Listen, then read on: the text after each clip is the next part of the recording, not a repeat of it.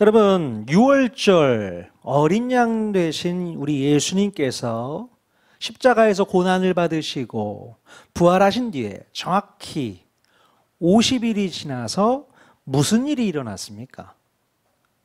기억하세요? 예수님께서 부활하시고 나서 50일 지난 다음에 무슨 일이 일어났습니까?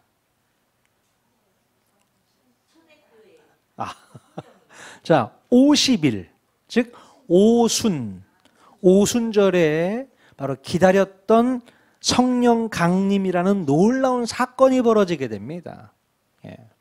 성령의 강림을 통해서 초대교회가 탄생하게 되었고, 바로 예수 그리스도를 믿는 새로운 공동체인 영적 이스라엘이 시작이 되었습니다. 이렇게 성령 강림을 통해서 하나님의 법을 우리 믿는 자들의 마음속에 새겨서 우리 내면으로부터 순종하게 하시는 새 언약의 시대가 탄생이 된 것이죠. 새 언약의 시대. 새 언약 시대의 탄생은 예레미야 선지자의 예언대로 성취가 된 겁니다. 한참 전에 예레미야 선지자가 이렇게 예언을 했는데요. 자, 예레미야 31장 33절 같이 한번 읽어보겠습니다. 시작.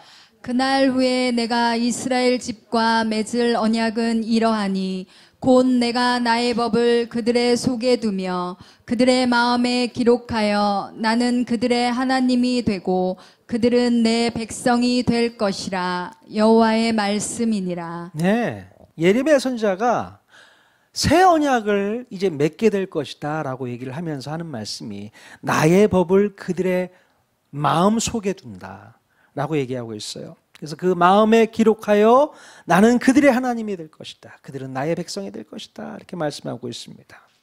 자, 우리 마음 가운데 성령님을 모시는 순간 우리들은 새 언약 백성으로 거듭나서 성령님께서 우리 마음에 넣어주시는 하나님의 말씀을 자발적으로 순종하는 새로운 삶을 살게 되었다는 사실입니다.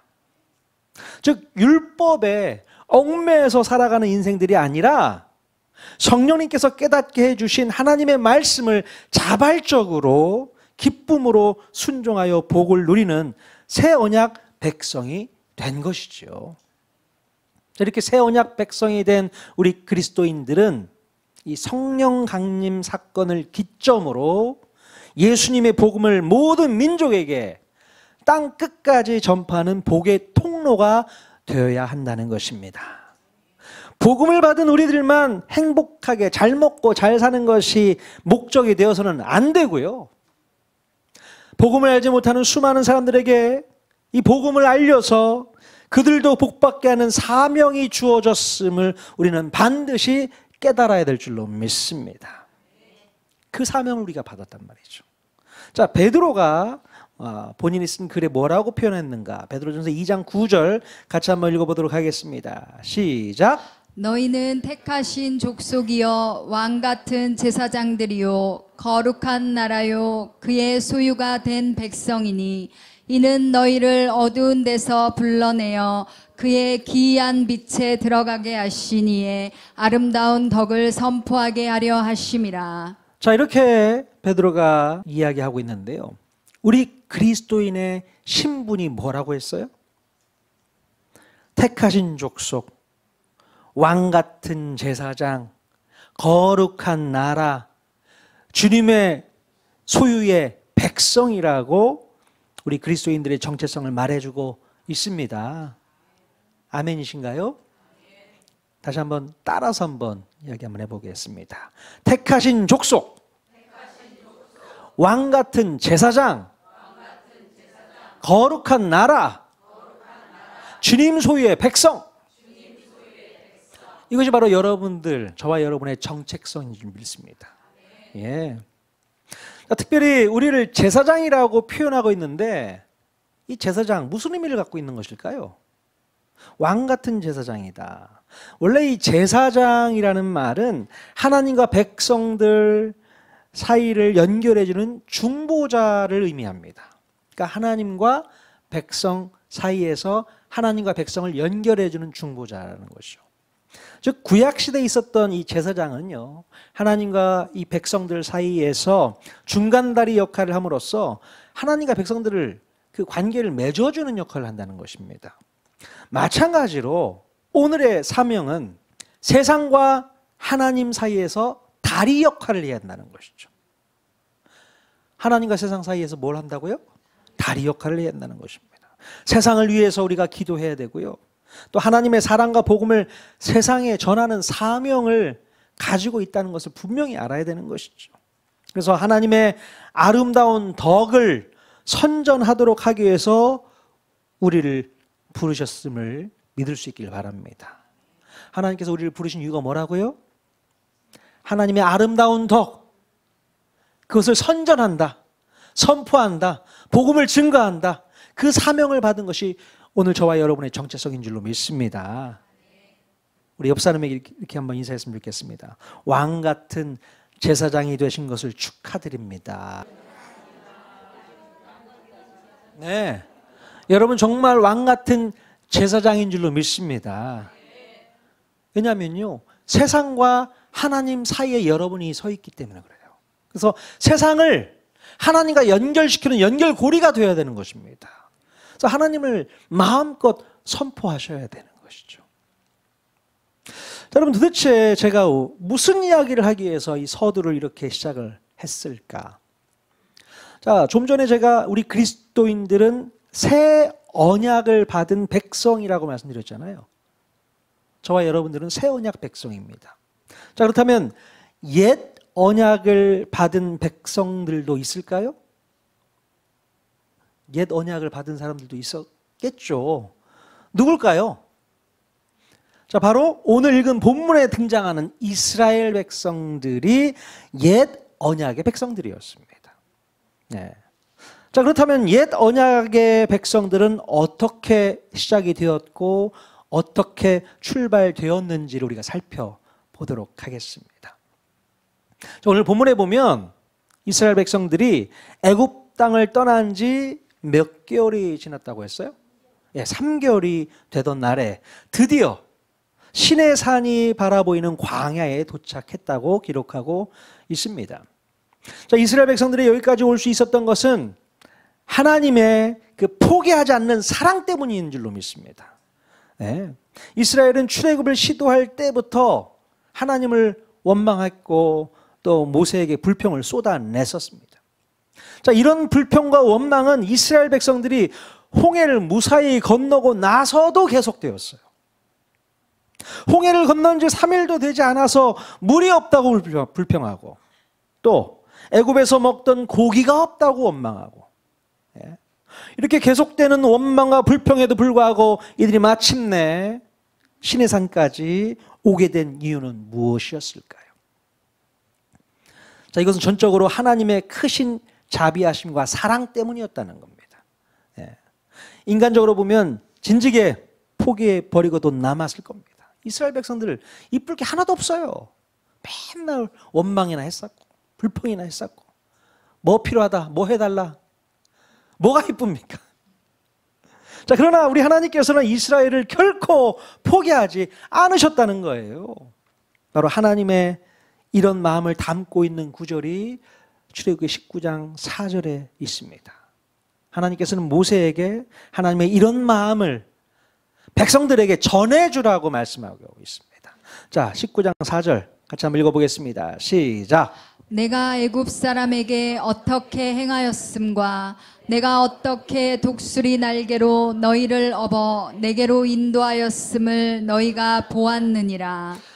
자, 하나님께서 어떤 심정으로 이스라엘 백성들을 인도했다는 말씀이에요? 네? 독수리가 자기 새끼를 날개 위에 태워서 안전하게 보호하며 날아가듯이 하나님께서도 이스라엘 백성들을 특별한 보호와 돌보심으로 인도해 주셨다는 사실입니다.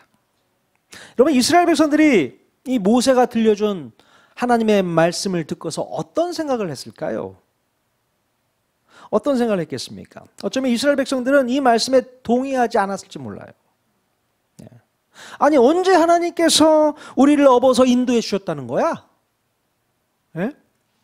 생각해 보면 불편했던 것이 너무 많았고 또 괴로웠던 일도 많이 있었는데 어떻게 업어서 우리를 인도하셨다고 말씀하실 수 있는가? 이렇게 생각했을지 몰라요. 예? 광야에서 마실 물도 없었고 또 아말렉의 공격도 있었고 두려운 일들이 얼마나 많이 있었는데 아니 그런 상황에서 하나님께서 우리를 업고 나르셨다고? 무슨 소리 하는 거야? 이해를 못하겠네. 이렇게 생각을 했을지 모르겠어요. 여러분 어쩌면 우리들도 이스라엘 백성들과 똑같은 마음이 들지 모르겠습니다. 하나님께서는 우리를 독수리의 날개로 업어서 인도했다고 말씀하고 있는데 우리는 하나님 등 옆에서 편안하고 안전하게 살았던 기억이 별로 없는 거예요. 아니 뭐지? 이 말씀 정말 맞는 말씀이야? 하나님이 나를 등에 업고 나르셨다고? 무슨 소리야? 내 인생이 너무 힘들고 고달팠는데. 그렇게 막 말하고 항의하고 싶으신 분 계시죠? 그럼 모래 위에 발자국이라는 유명한 예화가 있습니다. 들어보셨나요? 한 아이가 주님과 함께 해변을 걷고 있는 꿈을 꿉니다. 해변의 모래 위에 난 발자국은 두 개의 발자국이었어요. 하나는 나의 것, 하나는 주님의 것. 자, 그런데 자신의 인생에서 가장 힘든 구간을 걷고 있을 때는 그 모래 위에 발자국이 하나밖에 보이지 않는 거예요. 그래서 이 아이는 속상한 마음으로 주님께 따집니다. 주님, 도대체 제가 힘들고 어려운 순간에 어디 계셨습니까? 네? 왜 발자국이 하나밖에 보이지 않는 거예요? 주님, 제가 주님을 필요로 할 때 꼭 주님은 안 계시더라고요. 어디 계셨습니까? 자, 그때 주님이 말씀하십니다. 사랑하는 아이야, 나는 너를 사랑한단다. 나는 너를 결코 버리지도 않았고 너를 홀로 두지도 않았어. 네가 하나의 발자국만 본 것은 바로 그때 내가 너를 업고 걸었기 때문이야. 이렇게 말씀하시는 거죠. 여러분, 우리의 인생 가운데 수많은 고비고비마다 하나님께서 우리를 업고 걸어가셨다는 사실을 기억할 수 있기를 바라요. 나 혼자 감당했던 일이라고 생각하지 마십시오. 하나님이 나와 함께 하셨던 것을 믿을 수 있기를 바랍니다. 하나님이 그렇게 말씀하고 계시잖아요. 내가 너를 업고 지금까지 왔어. 이스라엘 백성들이 이것을 믿어줬으면 좋겠는데 믿었는지는 모르겠습니다. 자, 이렇게 우리 하나님께서는 이스라엘 백성들을 시내산까지 안전하게 인도하셨습니다. 자, 그런데 하나님께서는 시내산으로 인도하셨다고 표현하지 않으시고 네개로 인도하셨다라고 말씀합니다. 네개로 인도했다. 무슨 의미로 이런 말씀을 하셨을까요? 자, 이 모든 광야에서의 여정이 결국에는 하나님께로 더 가까이 나아가는 과정이었다는 것을 말씀하고 있는 것입니다. 예. 우리 신앙생활에도요, 주님께로 더 가까이 나아가는 과정이 있어야 되는 것입니다. 하나님께서는 내게로 와, 내게로 더 가까이 와. 이게 신앙생활의 가장 중요한 목적이라고 저는 생각합니다. 여러분, 신앙생활 10년, 20년, 30년 했는데 여전히 하나님이 낯설은 분 계십니까? 하나님께 더 가까이 가야 되는데 가지를 못하고 있어요. 그냥 제자리에서 빙빙빙 돌고 있는 분 계십니까? 그러면 못 써요. 우리 신앙생활은 그렇게 하면 안 됩니다. 하나님께 더 가까이 나아가셔야 되는 것이죠. 오늘보다는 내일, 내일보다는 모레 더 주님께 가까이 나아가는 저와 여러분 모두가 다 될 수 있기를 바랍니다. 한번 실력을 보여주세요. 내가 이렇게 하나님과 너무 가까이 와 있어. 죽을 때까지 우리가 해야 될 일인 줄로 믿습니다. 더 가까이. 자, 그렇다면 하나님께서는 무슨 일을 하시기 위해서 이스라엘 백성들을 여기까지 인도하셨을까요? 뭘 하기 위해서? 중요한 이야기를 하고 있습니다. 출애굽기 19장 5절에서 6절 말씀 같이 읽겠습니다. 시작. 세계가 다 내게 속하였나니 너희가 내 말을 잘 듣고 내 언약을 지키면 너희는 모든 민족 중에서 내 소유가 되겠고 너희가 내게 대하여 제사장 나라가 되며 거룩한 백성이 되리라. 너는 이 말을 이스라엘 자손에게 전할지니라. 네. 자, 지금 하나님께서 모세에게 하신 이 말씀을 잘 읽어보면요, 하나님의 프로포즈가 담겨 있는 말씀인 것을 알 수 있게 됩니다. 자, 하나님께서는 이스라엘 백성들에게 무슨 제안을 하고 계신 거예요? 이스라엘 백성들이 하나님의 말씀과 언약을 잘 지켜주면 모든 민족들 중에서 하나님의 소유가 될 것이라고 선언하고 계신 겁니다. 여러분, 여기서 사용된 소유라는 단어, 이 단어는요, 히브리어로 세굴라라는 단어인데요, 이 뜻은 뭐냐면 특별한 보물이라는 뜻을 가지고 있습니다. 그냥 해석이 소유지 보물이다, 보물. 그 얘기를 하고 있어요.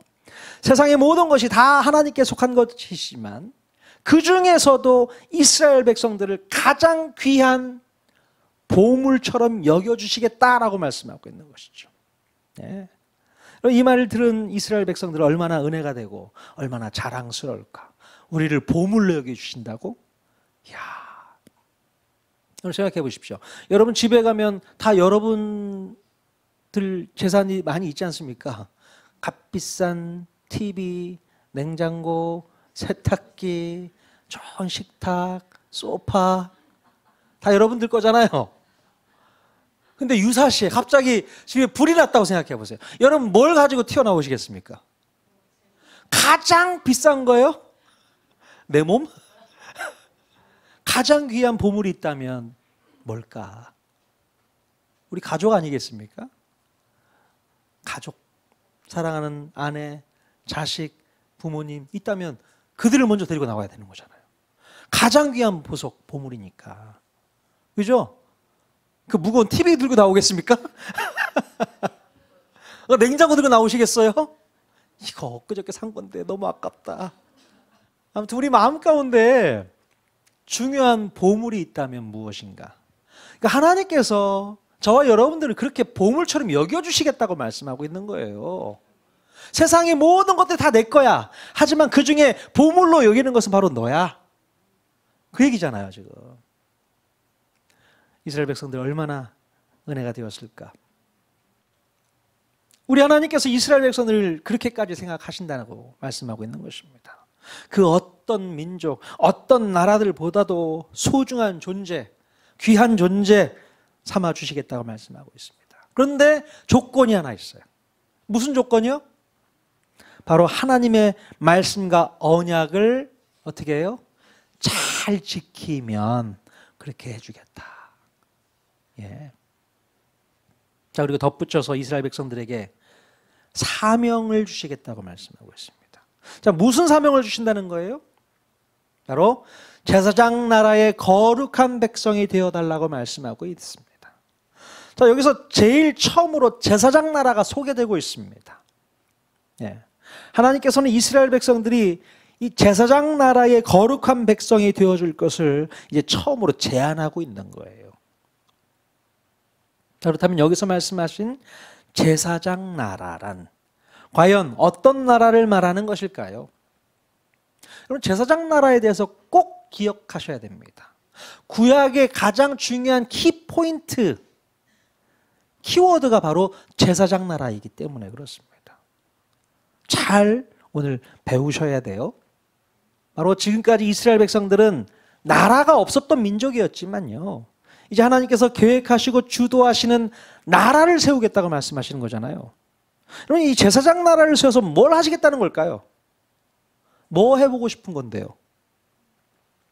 바로 이 제사장 나라는 하나님과 세상 모든 민족들 사이에서 복의 통로의 역할을 하게 된다는 겁니다.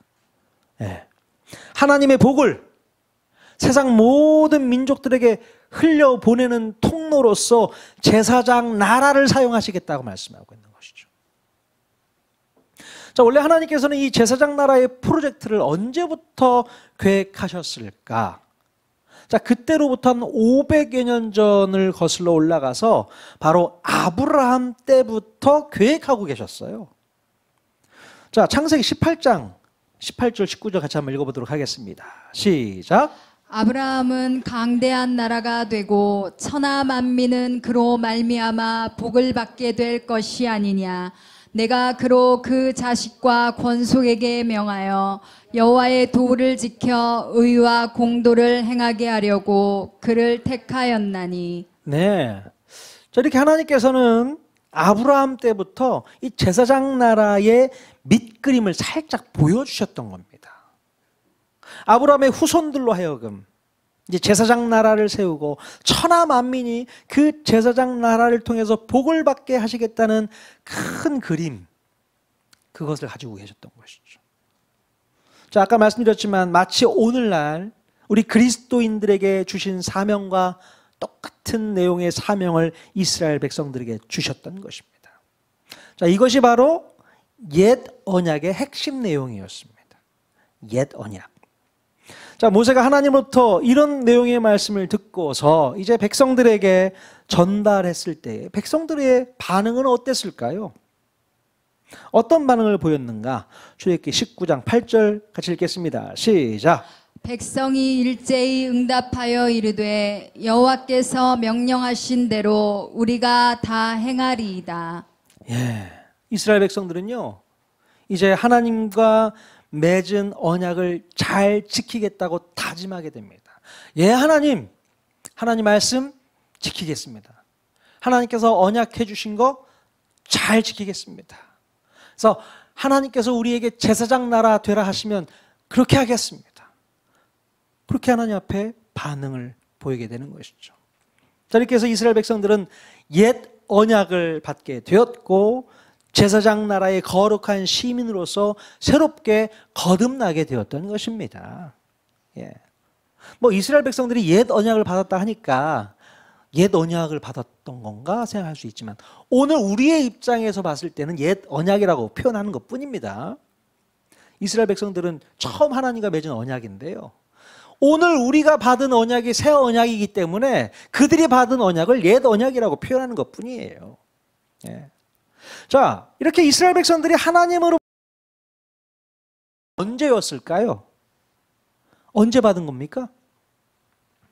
바로 유월절로부터 50일이 지난 오순절에 하나님과 옛 언약을 맺게 되었던 겁니다.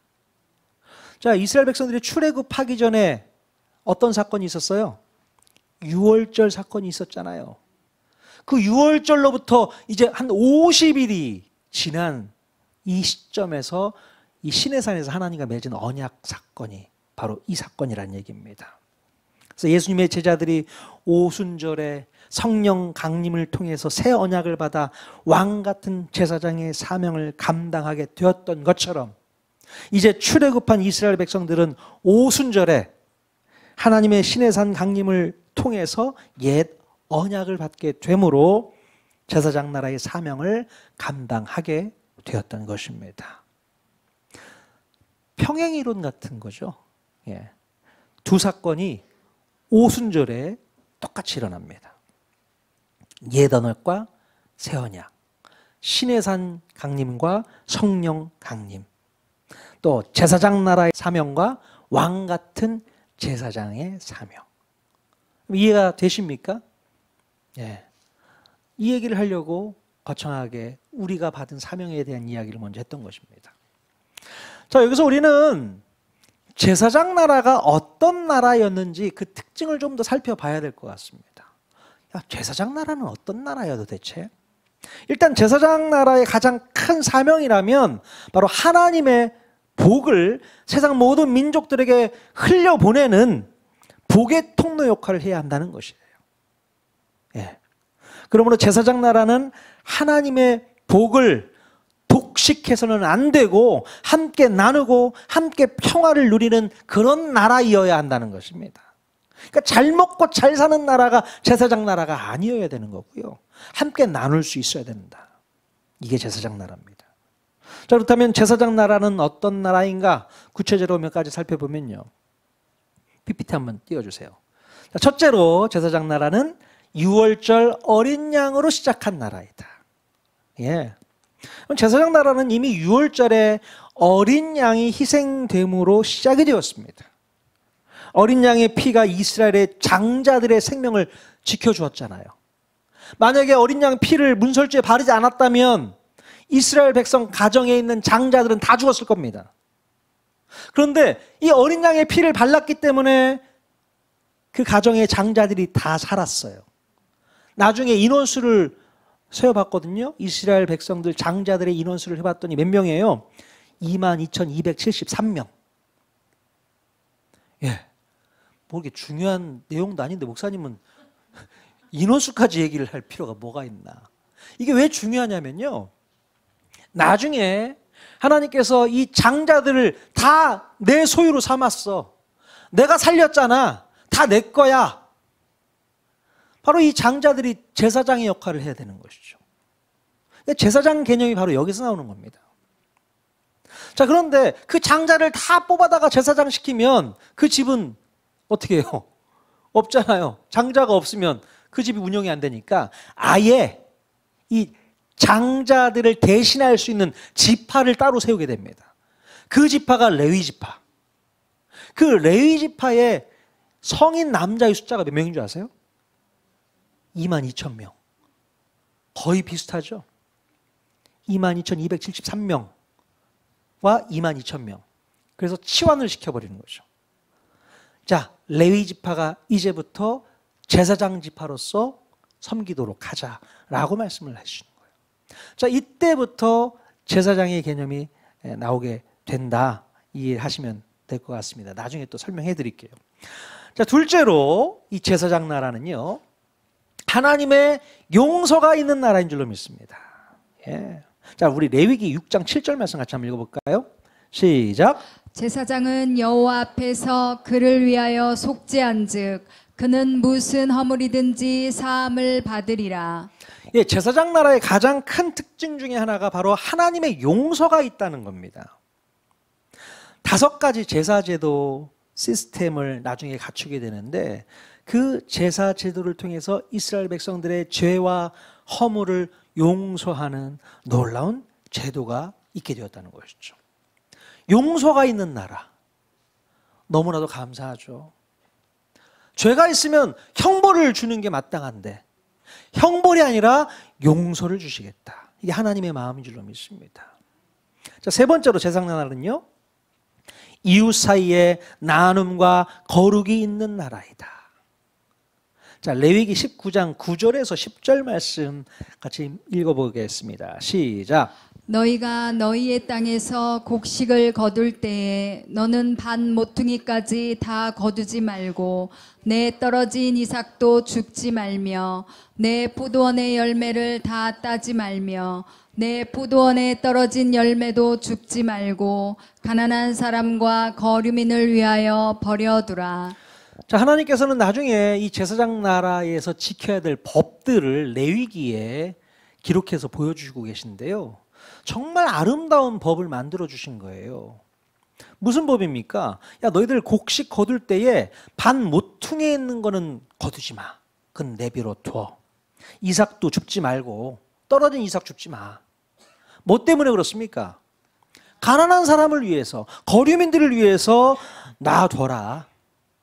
또 포도 열매 다 따지 말고 포도원에 떨어진 열매 줍지 마. 가난한 사람을 위해서 남겨둬. 이게 하나님의 법이었습니다. 예. 가난한 자들과 거류민들을 보호하시는 하나님의 사랑을 경험할 수 있는 나라가 바로 이 제사장 나라인 것입니다. 예. 자, 네 번째로 이 제사장 나라는요, 민족 사이에 평화가 있는 나라다. 예. 제사장 나라 백성들은요, 타 민족의 나라를 함부로 침략해서 노략과 약탈을 해서는 절대로 안 됐습니다. 늘 민족들 사이에서 평화를 유지하는 것이 제사장 나라였어요. 보통의 나라들을 보면요, 힘이 세지고 그 나라가 강대해지면 다른 나라를 침략하려는 제국주의를 꿈꾸게 됩니다. 이 정도 힘이 있으면 저 약한 나라 내가 잡아먹어야겠다, 이런 생각 하잖아요. 그래서 군대를 국경 밖으로 보내서 그 땅을 수탈하고 좋은 거 다 뺏어갖고 오고 이게 제국주의 아닙니까? 근데 이 제사장 나라는 제국주의와는 정반대의 나라인 것이죠. 평화를 누리기를 원하는 나라. 나중에 보면 다윗 왕조 때에 나라가 정말로 부강해집니다. 그 어떤 나라들보다도 부강한 나라예요. 자, 그런데 이 다윗이요, 자기네 나라 이스라엘 군대를 국경 밖으로 내보내서 전쟁을 일으킨 적이 한 번도 없습니다. 성경에 보면 수많은 제국들이 있잖아요. 아수르 제국, 바벨론 제국, 페르시아 제국, 그런 제국들이 많이 등장하는데 다윗도 마음 같아서 나도 제국 한번 해보고 싶은데 그 제국 한번 해볼까? 이런 생각 하지도 않았다는 거예요. 왜요? 제사장 나라는 그러면 못 쓰기 때문에 평화를 유지하는 나라가 되어야 된다. 하나님께서 그렇게 성경 말씀에 말씀하고 있으니 다윗이 그것을 지켰던 겁니다. 국경 좀 넓히고 싶었을 거예요. 땅 좀 더 넓히고 싶었을 욕심이 왜 없었겠습니까? 근데 하나님의 법이었기 때문에 그 법을 어기면 불법이잖아요. 지켰던 거죠. 제사장 나라는 민족들 사이에 평화를 유지하는 나라야. 자, 이렇게 이 제사장 나라의 몇 가지 특징을 한번 살펴봤습니다. 어떤 특징이 있었어요? 머릿속에 한번 기억하셨으면 좋겠습니다. 제사장 나라는 6월절 어린 양으로 시작한 나라, 하나님의 용서가 있는 나라, 또 이웃 사이에 나눔이 있는 나라, 또 민족 간에 평화가 있는 나라.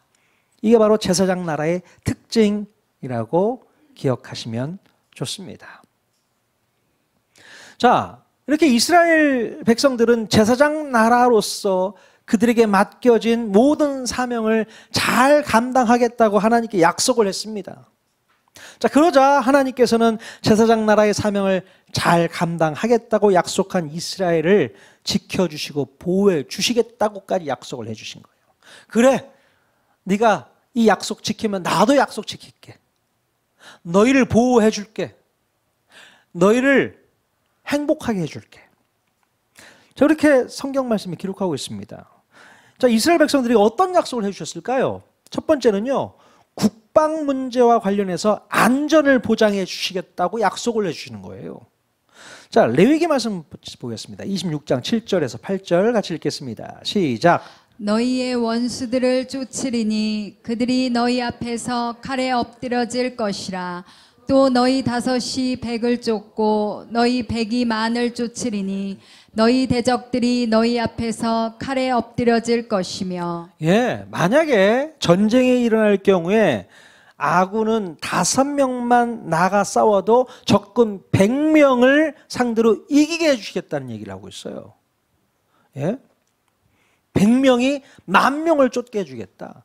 그만큼 내가 너희 국방 문제에 대해서 안전하게 지켜주겠다라고 레위기에 말씀하고 있는 것입니다. 자, 이런 놀라운 기적의 역사가 사사시대 기드온 전쟁 때 일어나지 않습니까? 300명의 용사를 가지고 몇 명이에요? 미디안 적군 14만 5천 명인가요? 그 많은 적군을 다 물리치는 사건이 있었잖아요. 하나님께서 뭐라고 말씀하시냐? 너희들이 제사장 나라의 이 율법들을 잘 지키고 행하면 네 나라 내가 책임지고 안전하게 지켜줄게라고 말씀하고 있습니다. 자, 두 번째는요, 경제적으로도 넉넉한 삶을 살 수 있도록 해주시겠다고 말씀하고 있습니다. 자, 레위기 26장 10절 읽겠습니다. 시작. 너희는 오래 두었던 묵은 곡식을 먹다가 새 곡식으로 말미암아 묵은 곡식을 치우게 될 것이며. 자, 이게 무슨 말씀이에요?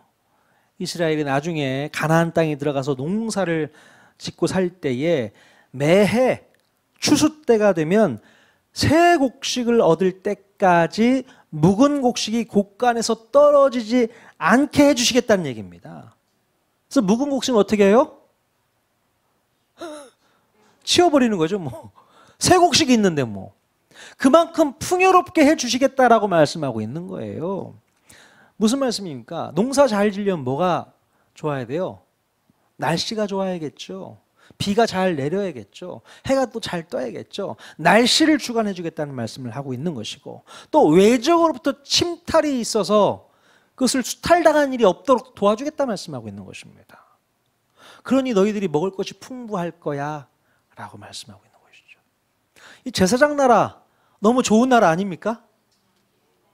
그 나라에서 살았으면 좋겠는데, 일단 이 제사장 나라는 하나님께서 이스라엘 백성들, 구약시대 이스라엘 백성들에게 주셨던 나라이고, 이스라엘 백성들은 그 나라 언약을 지키고 살겠다고 결심하고 결단하면 하나님께서 이런 복을 다 주시겠다고 말씀하셨던 것이죠. 자, 나중에 보면 이스라엘 백성들이 그 말씀을 잘 지키고 살았을까요? 하나님의 율법의 말씀을 끝까지 잘 지키고 살았을까? 안타깝게도 그 말씀을 잘 못 지킵니다. 잘 지켰던 때도 있었어요. 사무엘 시대 때 엄청나게 하나님 말씀을 잘 지켜놨거든요. 그랬더니 나라가 잘 먹고 잘 살고 부강해지는 나라가 됐었어요.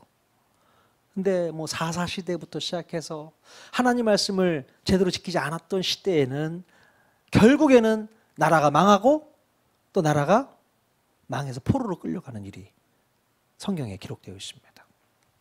아무튼 이스라엘 백성들 처음 하나님과 언약을 체결하는 이 중요한 날, 오늘 우리가 배워야 될 것이 있습니다. 뭘 배워야 될까요? 이렇게 하나님께서 이스라엘을 애굽에서 건져내신 것은 단순히 자유를 주시기 위함이 아니라 그들을 제사장 나라여 거룩한 백성으로 세우시려는 큰 뜻이 있었다고 말씀드렸잖아요. 그래서 모든 민족들에게 하나님의 복을 전하도록 하기 위한 선교적인 목적을 분명히 가지고 있으셨다는 겁니다. 그러니까 제사장 나라를 딱 봤을 때 다른 모든 민족들, 주변 민족들이 그 제사장 나라를 보면서 하나님을 경험케 되는 거예요. 야, 하나님 잘 믿으면 저런 나라처럼 저렇게 되는구나. 나도 하나님 잘 믿었으면 좋겠다. 하나님의 복을 흘려보내는 역할을 하는 것이 바로 이 제사장 나라의 사명인 것입니다. 자, 여러분, 이 부르심은요, 오늘 우리들에게도 동일하게 주어졌다 믿습니다. 예수 그리스도의 십자가와 성령의 임재를 통해서 우리는 새 언약의 백성이 되었습니다. 예. 또한 하나님의 말씀을 마음에 새기면서 자발적인 마음으로 말씀에 순종하는 하나님의 자녀로서 부름받은 그런 백성들이잖아요. 이제 우리는 세상과 하나님의 그 다리를 잇는 중간 역할을 해야 되는 것이죠. 복음을 전하고 또 하나님의 사랑을 흘려보내는 제사장의 사명을 감당하는 것이 오늘 우리의 사명인 줄로 믿습니다. 이스라엘 백성들에게 제사장 나라의 사명을 주셨던 것처럼 오늘 저희들에게는 하나님께서 제사장, 왕 같은 제사장의 사명을 주셔서 하나님 나라를 그들에게 선포하고 알려주는 놀라운 사명을 받게 되었다는 것입니다. 예. 그래서 하나님의 아름다운 덕을 선포하는 거룩한 백성으로 서시기를 주님의 이름으로 간절히 축원드립니다. 우리가 해야 될 일이 바로 그런 역할을 해야 되는 것이죠. 우리만 잘 먹고 잘 살기 위해서 신앙생활을 하는 게 아닙니다. 우리가 하나님 앞에 바로 서서 하나님께서 받아 누린 이 복음을 하나님을 알지 못하는 불신 영혼들을 향해서 다가가는 것이죠. 하나님의 덕을 선전하고 선포하고 복음을 증거하는 사명을 감당할 때에 하나님의 나라가 그들에게 알려지게 될 줄로 믿습니다. 그 사명을 잘 감당하는 저와 여러분 모두가 다 될 수 있기를 주님의 이름으로 간절히 축원드립니다. 아멘.